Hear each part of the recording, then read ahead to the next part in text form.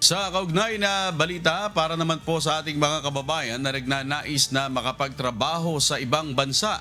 Sabay ring isasagawa ngayong araw ng Department of Migrant Workers ang Overseas Mega Job Fair kung saan naabot sa nasa 3,400 na mga trabaho sa abroad ang pwedeng applyan ng mga interesadong aplikante. Gaganapin ang Overseas Mega Job Fair mamaya sa Robinsons Galleria, Ortigas Center, Quezon City. Mag-uumpisa ito ng alas 10 ng umaga at tatagal hanggang alas 4 ng hapon. Layunin ng Overseas Job Fair na masiguro na pawang mga legal, ligtas at disente ang mga trabahong iniaalok sa ibang bansa.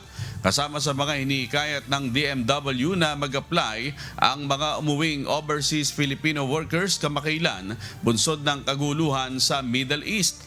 12 licensed recruitment agencies ang lalahok sa job fair, kabilang na ang mga bansa gaya ng Amerika, New Zealand, Australia, Japan, Croatia, Slovakia, Lithuania, Czech Republic, Guam, Papua New Guinea at iba pang international vessels. Ang mga interesadong aplikante ay pinapayuhan na magparehistro online sa link na makikita sa Facebook post ng DMW.